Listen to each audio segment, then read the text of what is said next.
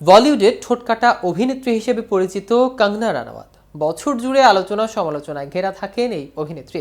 এবার তার নতুন সিনেমা নিয়ে নতুন বিতর্কে জড়ালেন এই অভিনেত্রী। কঙ্গনা রানাওয়াত অভিনীত ও পরিচালিত ইমার্জেন্সি মুক্তি পেয়েছে 17 জানুয়ারি। এই ছবি মুক্তির পর নতুন করে বিতর্কে মুখ পড়েছে অভিনেত্রী। সেই বিতর্কের আজ ভারত ছাড়িয়ে এসে পড়েছে বাংলাদেশেও, কারণ তার ছবিতে আছেন শেখ মুজিবুর রহমানের চরিত্র। এই চলচ্চিত্রে মুজিবের সংলাপ নিয়ে শুরু হয়েছে আলোচনা সমালোচনা, কিন্তু কঙ্গনার সিনেমায় মূলত কিভাবে উপস্থাপন করা হয়েছে শেখ মুজিবুর রহমানকে, বিস্তারিত থাকছে প্রতিবেদনের বাকি অংশে।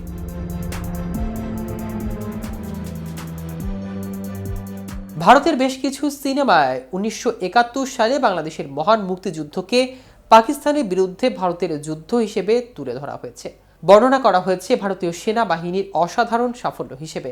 এবার ইমার্জেন্সি সিনেমায় আরো শক্তভাবে সেই দাবি উপস্থাপন করার চেষ্টা করলেন কঙ্গনা রানাওয়াত। সিনেমায় বাংলাদেশ ও শেখ মুজিবুর রহমানকে যেভাবে উপস্থাপন করা হয়েছে তাতে ব্যাপক সমালোচনার জন্ম দিয়েছে। ভারতের সাবেক প্রধানমন্ত্রী ইন্দিরা গান্ধীর শাসনকালে 1975 থেকে 1977 সাল পর্যন্ত জরুরি অবস্থা জারি ছিল দেশটিতে। সেই প্রেক্ষাপটে নির্মিত সিনেমা ইমার্জেন্সি। এতে ইন্দিরা গান্ধীর চরিত্রে অভিনয়ের পাশাপাশি সিনেমাটি পরিচালনা করেছেন কঙ্গনা নিজে। নানা বিতর্কের পর 17 জানুয়ারি ভারতে মুক্তি পায় সিনেমাটি।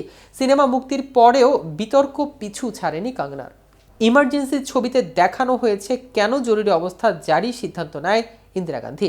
একটি অধ্যায় উঠে এসেছে বাংলাদেশের স্বাধীনতা ও শেখ মুজিবুর রহমানের প্রসঙ্গ নিয়ে। সিনেমায় উল্লেখ করা হয়েছে পশ্চিম পাকিস্তানের সেনারা যখন পূর্ব পাকিস্তানের মানুষের উপর হামলা চালাচ্ছিল তখন ভারতে প্রবেশ করেছিল প্রায় 1 কোটি শরণার্থী। আশঙ্কা করা হয়েছিল ধর্মীয় দাঙ্গা সৃষ্টি, সেটা ঠেকাতে পাকিস্তানের বিরুদ্ধে যুদ্ধ করে বাংলাদেশ উপহার দিয়েছিল ইন্দিরা গান্ধী। আর শেখ মুজিবুর রহমান কাজ করেছে ইন্দিরার এজেন্ট হয়ে। বাংলাদেশ স্বাধীন হওয়ার পর শেখ মুজিবুর রহমানের চরিত্রে অভিনয় করা ঋষি কৌশিকের মুখে শোনা যায় ইন্দিরা গান্ধী ও ভারতের প্রতি আনুগত্য মাখা সংলাপ। সংলাপটি ছিল, ভারত মাতা আমাদের জন্মভূমি বাংলার জন্ম দিয়েছে। আমি শপথ নিচ্ছি যতদিন এ দেশে ব্রহ্মপুত্রে পানি বয়ে যাবে, যতদিন আমরা বাংলা বলবো ততদিন ভারতের আনুগত্য স্বীকার করব। তোমরা ইন্দিরা গান্ধীর এমন জয়ধ্বনি করো যেন দিল্লি পর্যন্ত পৌঁছে যায়। ঋষির মুখের এই সংলাপ সোশ্যাল মিডিয়া ছড়িয়ে পড়তে সৃষ্টি হয়েছে সমালোচনার। অনেকেই কঙ্গনাকে উদ্দেশ্য করে মন্তব্য করেছেন, আপনি যে রাজনৈতিক দলকে সমর্থন করেন এমন মিথ্যা কাহিনী মেনে নেওয়া যায় না। 1975 সালের 15 আগস্ট শেখ মুজিবুর রহমানের বাড়িতে হামলা ও তাকে হত্যার যে দৃশ্য দেখানো হয়েছে তার সঙ্গেও প্রকৃত ঘটনার কোনো মিল নেই। তো ভিউয়ার্স, ভিডিওটি সম্পর্কে আপনাদের কোনো মতামত থাকলে আমাদের কমেন্ট করে জানাতে পারেন। সাথে সাথে নিয়মিত আপডেট পেতে কেটিভি শোবিজের সাথেই থাকুন। ধন্যবাদ সবাইকে।